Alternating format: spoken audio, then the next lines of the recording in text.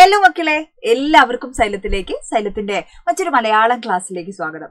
ഇന്ന് നമ്മൾ പഠിക്കാൻ പോകുന്നത് നമ്മുടെ മലയാളം ഫസ്റ്റിലെ ആദ്യത്തെ ചാപ്റ്റർ ആയിട്ടുള്ള കഥകൾ അതിമോഹനം എന്ന് പറയുന്ന ചാപ്റ്ററിന്റെ പൂർണ്ണമായിട്ടുള്ള വിശകലനമാണ് കേട്ടോ. പാഠം മുഴുവനും നമ്മളിന്ന് പഠിക്കാൻ പോവാണ് വളരെ ചുരുങ്ങിയ സമയം കൊണ്ട്. അപ്പൊ കഥകൾ അതിമോഹനം എന്ന് പറയുന്ന ചാപ്റ്റർ എന്താണെന്ന് ചോദിച്ചാൽ നമ്മൾ എന്താ പറയാ, നമ്മൾ ഈ 7 മാർക്കിന്റെ 5 മാർക്കിന്റെ ചോദ്യത്തിലൊക്കെ ഓരോ പാഠഭാഗങ്ങളിൽ നിന്നും ചോദ്യങ്ങൾ ചോദിക്കുന്ന സമയത്ത് ഓരോ പാഠഭാഗം ഏത് സാഹിത്യ വിഭാഗത്തിൽ പെടുന്നു, ആരെഴുതി എന്നൊക്കെ നമ്മൾ എഴുതണം അല്ലെ. അപ്പൊ ഈ കഥകൾ അതിമോഹനം എന്ന് പറയുന്ന ചാപ്റ്റർ ഏത് സാഹിത്യ വിഭാഗത്തിലാണ് വരുന്നത്, ആരാ എഴുതിയത്, എന്താണിത് എന്നൊക്കെ ചോദിച്ചു കഴിഞ്ഞാൽ നമ്മൾ എന്താ പറയാ, ഇത് മഹാഭാരതത്തിലെ ദ്രോണപർവ്വത്തിൽ നിന്നുമാണ് ഈ ഒരു പാഠഭാഗം എന്ത് ചെയ്തിട്ടുള്ളത്, എടുത്തിട്ടുള്ളത്. അപ്പൊ എന്താണ് മഹാഭാരതം എന്നൊക്കെയുള്ള സംശയം പലപ്പോഴും നിങ്ങൾക്ക് ഉണ്ടാവും അല്ലെ. മഹാഭാരതത്തെ കുറിച്ച് നമുക്കറിയാം, മഹാഭാരതത്തിൽ ഒരുപാട് കഥാപാത്രങ്ങൾ ഉള്ളത് നമുക്കറിയാം. ലോക സാഹിത്യത്തില് അല്ലെ 4 എപ്പിക്കുകളിൽ എന്താണ് വളരെ പ്രധാനപ്പെട്ട 2 നമ്മുടെ ഇന്ത്യയിലാണുള്ളത് അല്ലെ, രാമായണവും മഹാഭാരതവും. അപ്പൊ ഇതൊന്നും അറിയാത്തവരല്ല നമ്മൾ, എങ്കിലും പൂർണ്ണമായിട്ട് ചിലപ്പോൾ എല്ലാവർക്കും മനസ്സിലാവണം എന്നൊന്നുമില്ല. കഥാപാത്രങ്ങളൊക്കെ ചിലപ്പോൾ അങ്ങോട്ടും ഇങ്ങോട്ടും മാറിപ്പോ. നിങ്ങൾ പലരും കാർട്ടൂണൊക്കെ കണ്ടിച്ച് കഥകളൊക്കെ മനസ്സിലാക്കിയിട്ടുള്ള ആളുകളുണ്ടാവും. അപ്പൊ സിമ്പിൾ ആയിട്ട് ടീച്ചർ എന്ത് ചെയ്യാം, ഒന്ന് പറഞ്ഞു തരാം. എന്നതിന് ശേഷം നമുക്ക് കവിതയിലേക്ക് കടക്കാം. ഓക്കെ, പാഠഭാഗത്തിലേക്ക് കടക്കാം. അതായത് ഒരു ഫാമിലി സ്റ്റോറിയാണെന്ന് പറയാം അല്ലെ. ഹസ്തിനപുരം എന്ന് പറയുന്ന ഒരു രാജ്യം ഉണ്ടായിരുന്നു. ആ രാജ്യത്തെ രാജാവായിരുന്നു ധൃതരാഷ്ട്രർ. കണ്ണു കാണാൻ വയ്യാത്ത ഒരാളെ നമ്മൾ കാണാറില്ലേ, അല്ലെ, കാർട്ടൂണിലൊക്കെ നിങ്ങൾ കണ്ടിട്ടുണ്ടാവും അല്ലെ. അപ്പൊ അദ്ദേഹത്തിന് 100 മക്കളായിരുന്നു. 100 എന്നൊക്കെ അറിയപ്പെടുന്ന കൗരവർ ആരുടെ മക്കളാണ്, ധൃതരാഷ്ട്ര മക്കളാണ്. ഈ ധൃതരാഷ്ട്ര സഹോദരനാണ് ആര്, പാണ്ഡു എന്ന് പറയുന്നത് അല്ലെ. പാണ്ഡുവിന്റെ മക്കളാണ് ആര്, പഞ്ചപാണ്ഡവര്. ആരൊക്കെയാണ്, യുധിഷ്ഠിരനുണ്ട്, ഭീമനുണ്ട്, അർജുനുണ്ട്, നകുലനുണ്ട്, സഹദേവനുണ്ട് അല്ലെ. അപ്പൊ ഇങ്ങനെ 5 മക്കൾ ആരുടെ മക്കളാണ്, പാണ്ഡുവിന്റെ മക്കളാണ്. പാണ്ഡുവിന്റെ ജ്യേഷ്ഠനാണ് ധൃതരാഷ്ട്രൻ എന്ന് പറയുന്നത്. അദ്ദേഹത്തിന്റെ മക്കളാണ് ആര്, കൗരവര് അല്ലെ. 100 എന്നറിയപ്പെടുന്ന ആര്, കൗരവപക്ഷം അല്ലെ. ധൃതരാഷ്ട്രയുടെ മക്കളായിട്ടുള്ള ദുര്യോധന ഉൾപ്പെടെ, ദുര്യോധനാണ് അതിന്റെ മൂത്താള്. അദ്ദേഹമാണ് പിന്നീട് രാജാവൊക്കെ ആവുന്നത്. അപ്പൊ ഈ ഫാമിലി തമ്മിലുള്ള ഏട്ടാനിയൻ മക്കൾ അല്ലെ തമ്മിലുള്ള അടിയാണ്. എന്തിനു വേണ്ടിയിട്ടാണ്, രാജ്യത്തിന് വേണ്ടിയിട്ടാണ്. 5 ഗ്രാമങ്ങളെങ്കിലും ഞങ്ങൾക്ക് തരുമോ എന്ന് പാണ്ഡവര് ചോദിക്കുന്നുണ്ട്. പക്ഷെ നിങ്ങൾക്ക് ഒന്നും തരില്ല എന്ന് പറയുന്നിടത്ത് നിന്ന് യുദ്ധം ആരംഭിക്കുകയാണ്. പിന്നീട് എന്താണ്, നമ്മൾ യുദ്ധം ചെയ്യുന്ന സമയത്ത് പല ആളുകൾ ഇങ്ങനെ തിരിയും അല്ലെ. പല രാജ്യങ്ങൾ എന്ത് ചെയ്യുന്നു, നാട്ടുരാജ്യങ്ങളൊക്കെ അതിൽ സംഘടിക്കും. ചിലർ കൗരവപക്ഷത്ത്, ചിലർ എന്താണ് പാണ്ഡവപക്ഷത്ത്. അങ്ങനെ അതൊരു വലിയ യുദ്ധമാവുകയാണ്. 18 ദിവസം നീണ്ടു നിന്ന യുദ്ധമായിട്ട് എന്ത് മാറുകയാണ്, നമ്മുടെ മഹാഭാരത യുദ്ധം മാറുകയാണ്. ഓക്കെ, അപ്പൊ കൗരവപക്ഷത്ത് ആരൊക്കെയുണ്ട്, ഒരുപാട് മഹാരഥന്മാരായിട്ടുള്ള ആളുകളുണ്ട്. ഭീഷ്മര് പഠിക്കാനുണ്ട് പാഠഭാഗത്തില്. ഭീഷ്മരുണ്ട്, ദ്രോണരുണ്ട്, കർണനുണ്ട് അല്ലെ. 11 അക്ഷൗഹിണി പട എന്ന് വെച്ച് കഴിഞ്ഞാൽ അത്രയധികം 10,000 ആനകള്, കുതിര അല്ലെ, അത്രയധികം കാലാൾപ്പട, ഇതൊക്കെ ഉള്ള ബോംബൻ പടയും സെറ്റപ്പൊക്കെ ആർക്കുണ്ടായിരുന്നു, കൗരവർക്കുണ്ടായിരുന്നു അല്ലെ. കൃഷ്ണനൊക്കെ ഉണ്ടായിരുന്നത് ആരുടെ കൂടെയാണ്, പാണ്ഡവരുടെ കൂടെയാണ്. അങ്ങനെ നടന്നിട്ടുള്ള ഭീകരമായിട്ടുള്ള യുദ്ധമാണ് ഏതെന്ന് പറയുന്നത്, മഹാഭാരത യുദ്ധം. ഓക്കെ, അപ്പൊ അതിന്റെ പശ്ചാത്തലം മാത്രം നമ്മൾ മനസ്സിലാക്കി വെക്കുക. ഇങ്ങനെ യുദ്ധം 18 ദിവസമായിട്ട് ഇങ്ങനെ നീണ്ടു പരന്ന് കിടക്കുന്ന യുദ്ധമാണ്. അതിന്റെ 11ാമത്തെ ദിവസം ആര് വീഴുകയാണ്, കൗരവപക്ഷത്തെ സേനാപതിയായിരുന്ന ഭീഷ്മര് നിലംപതിക്കുകയാണ്. അപ്പോൾ യുദ്ധം എന്ത് ചെയ്യുന്നു, നിശ്ചലാവസ്ഥയിലാവാണ്. ഇനി ആര് എന്നുള്ള ചോദ്യം വരികയാണ് അല്ലെ. അപ്പൊ ആ സിറ്റുവേഷനിൽ എന്ത് ചെയ്യാണ്, രാജാവായിട്ടുള്ള ദുര്യോധനൻ പറയാണ് ആരോട്, കർണനോട് പറയാണ്, കർണ അടുത്ത സൈന്യാധിപൻ ആരാവണം, ഈ ആവണം എന്ന് കർണനോട് പറയുമ്പോൾ കർണൻ അത് സ്നേഹത്തോടെ നിഷേധിക്കുന്ന ഒരു ഭാഗമാണ് അല്ലെ. എന്നിട്ട് ദ്രോണാചാര്യരെ അല്ലെ, ഗുരുനാഥനായിട്ടുള്ള ദ്രോണാചാര്യരെ ആ സ്ഥാനം ഏൽപ്പിക്കണം എന്നാര് പറയാണ്, നമ്മുടെ കർണൻ പറയുന്ന ആ ഒരു സിറ്റുവേഷനാണ് നമ്മുടെ പാഠഭാഗത്ത് എന്ത് ചെയ്യുന്നത്, വിശദീകരിക്കുന്നത് അല്ലെ. അപ്പൊ ഇവിടെ നമുക്ക് എഴുത്തച്ഛന്റെ ഭാഷയെ കുറിച്ച് അല്ലെ, നമ്മുടെ ആധുനിക മലയാള ഭാഷയുടെ പിതാവാണ്. എഴുത്തച്ഛനെ കുറിച്ച് കൂടുതലൊന്നും ടീച്ചർ പറയണ്ടല്ലോ. ടീച്ചർ നേരെ എന്ത് ചെയ്യാണ്, പാഠഭാഗത്തിലേക്ക് കടക്കുകയാണ്. നോക്കൂ നിങ്ങള്, പഞ്ചവർണ്ണ പൈങ്കിളി പെൺകിടാവേ തെളിഞ്ഞെഞ്ചവി രണ്ടും കുളിർക്കേ പറക നീ, നെഞ്ചം തെളിഞ്ഞു കുറുക്കിക്കൊഴുത്ത പാൽ പഞ്ചതാരപ്പൊടി കൂട്ടിക്കുഴമ്പാക്കി, നല്ല കഥളിപ്പഴങ്ങൾ തിരഞ്ഞു ഞാൻ മെല്ലെ തിരുമിയുടച്ചു തേനും വീഴ്ത്തി, വെല്ലവും ശർക്കരയും പൊടിച്ചിട്ടതിൽ വെള്ളിത്തളികയിൽ മേളിച്ചു വെവ്വേറെ വെച്ചിരിക്കുന്നതെടുത്തു ഭുജിച്ചാലും ഇച്ഛയാകുന്നത് ദാഹമുണ്ടെങ്കിലോ നീലക്കരിമ്പിന്റെ ചാറും ഇളനീരും പാലും മധുവും കുടിച്ചാലും ആവോളം. ആരോട് പറയാണ്? പഞ്ചവർണ്ണ പൈങ്കിളി തത്തേനോട് പറയാണ്. ആര്? നമ്മുടെ എഴുത്തച്ഛനെയും തത്തേനെയും ഒക്കെ നിങ്ങൾ കണ്ടോ? അപ്പൊ എന്താണ് ഇവിടെ സിറ്റുവേഷൻ എന്ന് പറഞ്ഞു കഴിഞ്ഞാല്, ഈ മഹാഭാരത കഥ മുഴുവൻ പറഞ്ഞു തരാൻ വേണ്ടിയിട്ട് കിളിപ്പാട്ട് പ്രസ്ഥാനം എന്ന് പറയുന്ന ഒരു പ്രസ്ഥാനത്തെ കുറിച്ച് നിങ്ങൾ കേട്ടിട്ടുണ്ടാവും അല്ലെ? കിളിയെ കൊണ്ട് പാട്ട് പാടിക്കുന്ന രീതിയിലാണ് എഴുത്തച്ഛൻ അദ്ദേഹത്തിന്റെ കൃതികളൊക്കെ എഴുതിയിട്ടുള്ളത് അല്ലെ? അപ്പോൾ നമ്മുടെ മഹാഭാരതം കിളിപ്പാട്ട്, ആധ്യാത്മരാമായണം, മഹാഭാരത കിളിപ്പാട്ടൊക്കെ എഴുതിയിട്ടുള്ളത് എഴുത്തച്ഛനാണ്. അപ്പൊ നമ്മുടെ മഹാഭാരതം കിളിപ്പാട്ട് അല്ലെ, തത്ത പാടുന്നത് പോലെയാണ് അല്ലെ, തത്ത പറഞ്ഞു കൊടുക്കുന്ന പോലെയാണ് ആ കഥ എഴുതിയത്. അപ്പൊ ഈ ഭീഷ്മർ വീണു, ഇനി ആരാ അടുത്ത സൈനാധിപൻ ആവണ്ടേന്നൊക്കെയുള്ള സിറ്റുവേഷൻ ഇങ്ങനെ നിൽക്കുകയാണ്. അപ്പൊ ഭയങ്കര കൗതുകമൊക്കെ ഉണ്ട് ആർക്ക്? നമ്മുടെ എഴുത്തച്ഛൻ ഇത് അറിയാൻ വേണ്ടിച്ച്. അപ്പൊ ഉഷാറാവണ്ടേ നമ്മുടെ പഞ്ചവർണ്ണ പൈങ്കിളി. അപ്പൊ മുപ്പത്തിക്ക് എന്ത് ചെയ്യാണ്? ഈ തത്തയ്ക്ക് പാലും ഇളനീരും പിന്നെ കരിമ്പ് ജ്യൂസും കദളിപ്പഴവും നെയ്യും അങ്ങനെ ഒരുപാട് എന്താ കൊടുക്കണ്ടെന്ന് എഴുത്തച്ഛന് മനസ്സിലാവുന്നില്ല അല്ലെ? അങ്ങനെ ഒരുപാട് സാധനങ്ങളൊക്കെ കൊടുത്ത് വാത്സല്യത്തോടു കൂടെ അല്ലെ, അത്രയധികം സ്നേഹമാണ് ഈ തത്തേനെ അല്ലെ. അപ്പൊ ആ തത്തയ്ക്ക് കൊടുക്കുകയാണ് ഈ സാധനങ്ങളൊക്കെ. എന്തിനു വേണ്ടിയിട്ടാണ്? മനോഹരമായിട്ട് കുറച്ചുകൂടി ഉഷാറായിട്ട് ഈ കഥ ഇങ്ങ് കേൾക്കാൻ വേണ്ടിയിട്ടാണ് അല്ലെ. അപ്പൊ എന്തൊക്കെ കൊടുക്കുന്നു? എന്റെ ചെവി രണ്ടും അല്ലെ തെളിയുന്ന രീതിയിൽ മനോഹരമായിട്ട് ബാക്കി കഥ പറയണം അല്ലെ. നെഞ്ചം തെളിഞ്ഞു കുറുക്കി കൊഴുത്ത പാൽ, പഞ്ചസാരപ്പൊടി അല്ലെ, പഞ്ചതാരപ്പൊടി കൂട്ടിക്കുഴമ്പാക്കി, നല്ല കദളിപ്പഴങ്ങൾ തിരഞ്ഞു ഞാൻ മെല്ലെ തിരുമ്മിയുടച്ച് തേനും വീഴ്ത്തി അല്ലെ. എന്താണ്? നല്ല കുറുക്കിയിട്ടുള്ള പാല്, കൊഴുത്ത പാല് അല്ലെ, കാച്ചി കുറുക്കിയ പാല്, അതിലേക്ക് പഞ്ചസാരപ്പൊടി ഇട്ട് കുഴമ്പാക്കി, കദളിപ്പഴം തിരിച്ചുടമ്മി അതിൽ ശർക്കര ഇട്ട് വെള്ളിത്തളികയിൽ മേളിച്ച് തരാം എന്ന്. വളരെ അല്ലെ ഇത് രസമായിരിക്കും ഒക്കെ കഴിക്കാൻ. അങ്ങനെ ഭക്ഷണത്തെ കുറിച്ച് എന്താണ്, ഭക്ഷണമൊക്കെ അല്ലെ ഇങ്ങനെ കൊടുത്ത് ഭക്ഷണമൊക്കെ കഴിച്ച് സന്തോഷമായിട്ട് വേണം എന്ത് ചെയ്യാൻ?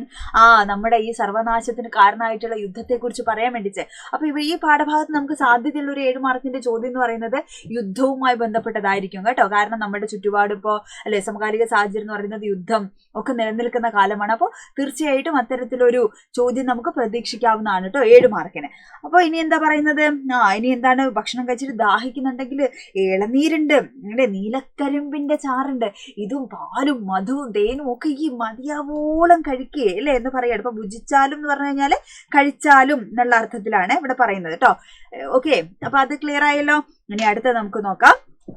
ഭീഷ്മ സമാനനരിദിവഹത്തിന് ഭീഷ്മർ ശരശയനത്തിന്മേൽ വീണാറേ, തോറ്റ സുയോധനാദികളാകിയ 100 എന്തൊന്നു ചെയ്തതു ചൊല്ലു നീ. എന്താ പറയുന്നത്? ഇനി ഭീഷ്മരുടെ മരണത്തെ കുറിച്ചാണ് പറയുന്നത് അല്ലെ. അപ്പൊ എന്താണ്? ശരശയ്യ അല്ലെ, ശരശയ്യയില് കിടക്കുന്ന ഒരു കഥാപാത്രമാണ്. നിങ്ങൾ മലയാള സെക്കൻഡിൽ നമ്മള് പക്ഷിക്കുഞ്ഞിന്റെ മരണത്തിൽ ഈ ശരശയ്യയും ഭീഷ്മരെയും ഒക്കെ നമ്മൾ പഠിച്ചിട്ടുണ്ട് അല്ലെ. അപ്പൊ ഭീഷ്മർ എന്താണ്? 11ാമത്തെ ദിവസം അദ്ദേഹം അല്ലെ എന്ത് ചെയ്യാണ്? വീണ് പോവാണ് യുദ്ധത്തിൽ. അദ്ദേഹം എങ്ങനെയാണ് വീഴുന്നത്? നമ്മുടെ ശിഖണ്ഡിയെ മുൻനിർത്തിയാണ് അർജുനൻ അമ്പെയ്യുന്നത്, ഭീഷ്മരെ അമ്പെയ്യുന്നത്. കഥയൊക്കെ നിങ്ങൾക്ക് അറിയാവുന്ന ടീച്ചർ വിചാരിക്കുകയാണ് അല്ലെ. അപ്പൊ ശരശയ്യ എന്താ പറയാ, കടുത്ത ദുരിതങ്ങളെ അതിജീവിച്ചിട്ടുള്ള ഒരു സിമ്പിളായിട്ട് കൂടെ നമുക്ക് ഈ ഒരു ശരശയ്യയെ നമുക്ക് കാണാൻ പറ്റും കേട്ടോ. അപ്പൊ ആ ശരശയ്യയിൽ എന്ത് ചെയ്യാണ്? വീണുപോയി ആര്? നമ്മുടെ ഭീഷ്മർ അല്ലെ. അപ്പൊ ഭീഷ്മരെ കുറിച്ചാണ് എന്ത് ചെയ്യുന്നത് ഇവിടെ പറയുന്നത് അല്ലെ. വീണാറേ എന്ന് പറഞ്ഞു കഴിഞ്ഞാൽ ഈ പദം എന്താണെന്നറിയാമോ നിങ്ങൾക്ക്? വീണാറേ എന്ന പദം 15-16 നൂറ്റാണ്ടുകളിൽ 15-16 നൂറ്റാണ്ടുകളില് നമ്മുടെ അല്ലെ എന്താ പറയാ ഭാഷയിൽ അല്ലെ ഉണ്ടായിരുന്ന പദമാണ് വീണാറേ. വീണ കഥ എന്നാണ് കേട്ടോ അതിന്റെ അർത്ഥം. വീണാറേ എന്ന് പറഞ്ഞു കഴിഞ്ഞാൽ വീണ കഥ എന്നാണ് അർത്ഥം. വീണ കഥ എന്നാണ് ഇവിടെ അർത്ഥമാക്കുന്നത് അല്ലെ. അപ്പൊ എന്താ ഇവിടെ സൂചിപ്പിക്കുന്നത്? ഇവിടെ നമ്മുടെ ഭീഷ്മരുടെ പതനത്തിന് ശേഷം അല്ലെ തോറ്റ സുയോധനാദികൾ അല്ലെ, ദുര്യോധനും ബാക്കിയുള്ള കൗരവപക്ഷത്തുള്ള ആളുകൾ 100 പേര് എന്താണ് ഇനി ചെയ്യുക? അവരുടെ ആരാ വീണത്? സൈന്യാധിപനാണ് വീണിട്ടുള്ളത്. ഇനി എന്താ അവിടെ സംഭവിച്ചിട്ടുള്ളത്? യുദ്ധത്തിൽ എന്ത് സംഭവിച്ചു അല്ലെ? നമ്മുടെ സുയോധനും ആദി മുതലായവർ എന്നുള്ള അർത്ഥത്തിലാണ് കേട്ടോ. 100 പേര് എന്തെന്ത് ചെയ്തു, അവരെന്തൊക്കെയാ ചെയ്തതൊന്ന് വേഗം പറയ് എന്ന് ആരോട് പറയാണ്? എഴുത്തച്ഛൻ തത്തേനോട് പറയുന്ന സിറ്റുവേഷൻ ആണ് കേട്ടോ. ആ പതനത്തെ കുറിച്ച് പറയൂ എന്ന് പറയാണ്. ഓക്കെ, അപ്പൊ ഭീഷ്മ പിതാമഹൻ അല്ലെ വീണ കഥയും നീ പറയൂ എന്ന് പറയാണ്. അപ്പൊ ഈ 18 ദിവസവും ഈ പറയുന്ന ശരത്തിന്റെ മേലെ അല്ലെ ആ ശരശയനത്തിൽ കിടന്നുകൊണ്ട് ഈ യുദ്ധത്തിന്റെ എല്ലാ ഭീകരതയും കണ്ടിരുന്നു ആര്? ഭീഷ്മർ അല്ലെ. സ്വയം മരണം വരിക്കാനുള്ള ഒരു കഴിവ് കൂടെ ആർക്കുണ്ടായിരുന്നു? ഭീഷ്മർക്ക് ഉണ്ടായിരുന്നു. അപ്പൊ 18 ദിവസവും ആ ശരശയ്യയിൽ എന്താണ് അദ്ദേഹം നരകിച്ച് അല്ലെ, എന്താ പറയാ, ആ യുദ്ധത്തിന്റെ ഭീകരമായിട്ടുള്ള എല്ലാ കാര്യങ്ങളും എന്ത് ചെയ്തു, അദ്ദേഹം കണ്ടിരുന്നു എന്നുള്ളത് മറ്റൊരു കാര്യം കൂടെയാണ്. അതുകൂടെ ഓർക്കുക കേട്ടോ. ഇനി എന്താ പറയുന്നത്, ചൊല്ലുവാനാവതില്ലെങ്കിലും ഒട്ടൊട്ട് ചൊല്ലുന്നതുണ്ട് കനക്കെ ചുരുക്കി ഞാൻ, അല്ലെ. മഹാഭാരതത്തെ അങ്ങനെ സമ്പൂർണമാക്കി പറയാനൊന്നും പറ്റില്ല, അത്ര ബൃഹത്തായിട്ടുള്ള ഒരു സാഹിത്യകൃതിയാണത് അല്ലെ. ഒരുപാട് കഥാപാത്രങ്ങൾ, ഒരുപാട് ഉപകഥകൾ. ഈ മഹാഭാരതത്തില് നമ്മൾ വനവാസ കാലത്ത് ഒഴിഞ്ഞ പാത്രത്തിലൊരു ചീരയില എന്നൊക്കെ നമ്മൾ അക്ഷയപാത്രത്തിന്റെ കഥയൊക്കെ മലയാള സെക്കൻഡിൽ പഠിച്ചിട്ടില്ലേ, കാട്ടിൽ പോയ സമയത്ത്. അതേപോലെ ഒരു വനവാസ കാലത്ത് ഇവര് കാട്ടിൽ അകപ്പെട്ടു പോയ സമയത്ത് ഇങ്ങനെ ദുഃഖിച്ചിരിക്കുന്നവരോട്, പാണ്ഡവരോട് ബൃഹദ്ദേശൻ എന്ന് പറയുന്ന ഒരു മുനി പറഞ്ഞു കൊടുക്കുന്ന കഥയാണ് ഏത് കഥ, നമ്മുടെ നളന്റെ കഥ. ഓക്കെ, അപ്പൊ ഇങ്ങനെ ഒരുപാട് ഉപകഥകള്, ഒരുപാട് സംഭവങ്ങളൊക്കെ എന്തിലുണ്ട്, നമ്മുടെ മഹാഭാരതത്തിലുണ്ട് അല്ലെ. അപ്പൊ അത്ര ബൃഹത്തായിട്ടൊരു സാഹിത്യകൃതി ഇങ്ങനെ വിശദമായിട്ടൊന്നും എനിക്ക് പറയാൻ പറ്റില്ല അല്ലെ, സമ്പൂർണ്ണമാക്കി പറയാനുള്ള ആവതൊന്നും എനിക്കില്ല. തത്ത പറയാണ് കേട്ടോ, വൻപനാം കർണനോട് ആശു സുയോധനൻ അൻപോടു സേനാപതിയാക നീ എന്നാൽ, അല്ലെ. ചൊല്ലുവാനാവതില്ലെങ്കിലും ഒട്ടൊട്ട് ചൊല്ലുന്നതുണ്ട് കനക്കെ ചുരുക്കി. ഞാനിങ്ങനെ അങ്ങനെ എല്ലാം കൂടെ സമ്പൂർണ്ണമാക്കി പറയുന്ന എനിക്ക് പറയില്ല, എങ്കിലും ഞാൻ ഒട്ടൊട്ട് അല്പാൽപമായി കുറച്ച് കുറച്ച് എന്ത് ചെയ്യാ ഞാൻ പറയാം അല്ലെ, ഒട്ടൊട്ട് അല്പാൽപമായി ഞാൻ പറയാം അല്ലെ. എങ്ങനെ പറയാം, കനക്കെ ചുരുക്കി പറയാം, സാരാംശം ഒട്ടും ചോർന്നു പോകാതെ ഞാൻ അതിനെന്ത് ചെയ്യാം, ഒന്ന് കനക്കെ ചുരുക്കിയിട്ട് ഞാനൊന്ന് പറഞ്ഞു തരാം എന്ന് പറയാണ് അല്ലെ. ഇനി എന്താണ്, വൻപനാം കർണനോട് ആശു സുയോധനൻ അൻപോട് സേനാപതിയാക നീ എന്നാൽ. എന്താ പറഞ്ഞത്, വൻപനായ കർണനോട് സുയോധനൻ, ദുര്യോധനൻ എന്ത് പറഞ്ഞു, അൻപോട് സ്നേഹത്തോടെ പറഞ്ഞു. ഭീഷ്മര് വീണു, ഇനി എന്ത് ചെയ്യണം, കർണ അടുത്ത സേനാപതി നീ ആവണം എന്നാര് പറയാണ്, ദുര്യോധനൻ കർണനോട് പറയുന്ന സിറ്റുവേഷൻ ആണ്. അപ്പൊ കർണൻ എന്ത് ചെയ്തു, പുഞ്ചിരിച്ചോണ്ട് അല്ലെ, മന്ദസ്മിതം അല്ലെ, കർണനും മന്ദസ്മിതം ചെയ്തു ചൊല്ലിനാൻ. കർണൻ ചെറുതായിട്ടൊന്ന് പുഞ്ചിരിച്ചോണ്ട് പറഞ്ഞു, കർണസുഖം ഞാൻ പറകയില്ലാരോടും ദ്രോണരാമാചാര്യൻ താനിരിക്കെ എന്ത് മാനിച്ചു മറ്റുള്ളോർ നിർത്തുന്നതോ പടാ, അല്ലെ. കർണൻ ചോദിക്കുകയാണ് അല്ലെ, ഞാൻ കർണസുഖം അല്ലെ, മറ്റുള്ളവരെ സുഖിപ്പിക്കാൻ വേണ്ടിയിട്ടൊന്നും എന്ത് ചെയ്യില്ല, മറ്റുള്ളവരെ കാത് കുളിർപ്പിക്കുന്ന വർത്താനം പറയാനൊന്നും എനിക്കറിയില്ല, അതായത് ആരെയും സോപ്പിടുവാനൊന്നും എനിക്ക് അറിഞ്ഞുകൂടാ. ഞാൻ എന്ത് ചെയ്യാണ്, എനിക്ക് ശരിയെന്ന് തോന്നുന്ന കാര്യങ്ങൾ ആരെയും വേദനിപ്പിക്കാതെ പറയുന്ന ഒരു ക്യാരക്ടറാണ് കർണന്റേത് അല്ലെ. അപ്പൊ കർണൻ പറയാണ് അല്ലെ, ചിരിച്ചുകൊണ്ട് കർണൻ പറയാണ് അല്ലെ, കർണസുഖം ഞാൻ അല്ലെ, ആരെയും സുഖിപ്പിക്കാൻ വേണ്ടി ഞാൻ പറയല്ല, പക്ഷെ ദ്രോണരാമാചാര്യൻ അല്ലെ താൻ ഇരിക്കെ എന്ത് മാനിച്ചു മറ്റുള്ളവർ നിർത്തും അല്ലെ. നമ്മുടെ ആരുണ്ട്, ദ്രോണാചാര്യർ കൗരവരുടെയും പാണ്ഡവരുടെയും ഗുരുനാഥനാണ്. അത്രയധികം അല്ലെ കാര്യങ്ങൾ അറിവുള്ള ഒരാളാണ് ആര്, നമ്മളുടെ ദ്രോണാചാര്യർ. അപ്പൊ അദ്ദേഹം ഇരിക്കുന്ന സമയത്ത് എന്തിനാണ് നമ്മള് പേടിച്ച് പട നിർത്തേണ്ട, യുദ്ധം നിർത്തേണ്ട ആവശ്യം എന്താണ്, ദ്രോണാചാര്യരില്ലേ നമ്മുടെ പക്ഷത്ത്, അടുത്ത അദ്ദേഹത്തെ അല്ലേ നമ്മൾ ഇറക്കേണ്ടത്, ഗുരുനാഥൻ ഇരിക്കുമ്പോ ഞാൻ എന്തിനാണ് എന്ന് കർണൻ ചോദിക്കുകയാണ് അല്ലെ.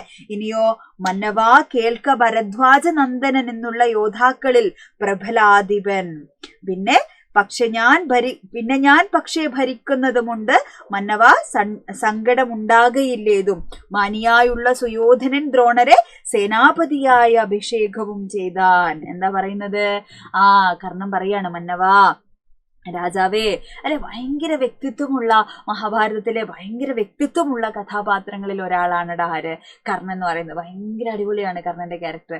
കർണൻ ശരിക്കും ആരാണ്, പാണ്ഡവരുടെ ജ്യേഷ്ഠനാണ് അല്ലെ. കുന്തിദേവിക്ക് വിവാഹത്തിന് മുമ്പ് സൂര്യഭഗവാനിൽ ഉണ്ടാവുന്ന കുഞ്ഞാണ് ആര്, കർണൻ അല്ലെ. അപ്പൊ ഈ കർണൻ എന്ത് ചെയ്യാണ്, സ്വന്തം സഹോദരങ്ങൾക്കെതിരെയാണ് യുദ്ധം ചെയ്യുന്നത്, എങ്കിലും കർണന്റെ എല്ലാ മോശം അവസ്ഥകളിലും കർണനെ ചേർത്ത് നിർത്തിയത് ആരായിരുന്നു, ദുര്യോധനാണ്. അപ്പൊ അപാരമായ സ്നേഹമാണ് അല്ലെ, സൗഹൃദത്തിനെ കവിഞ്ഞ് ഒരു സഹോദര തുല്യമായിട്ടുള്ള സ്നേഹമാണ് കർണൻ ആരോടുള്ളത്, രാജാവിനോട് അല്ലെ, ദുര്യോധനോടുള്ള. അപ്പൊ മന്നവാ രാജാവേ നീ കേൾക്കുക അല്ലെ, എന്താ പറയുന്നത്, ഭരദ്വാജ നന്ദൻ അല്ലെ, ഭരദ്വാജന്റെ പുത്രനായിട്ടുള്ള ദ്രോണാചാര്യാണ് ആര്, ഭരദ്വാജപുത്രൻ അല്ലെ.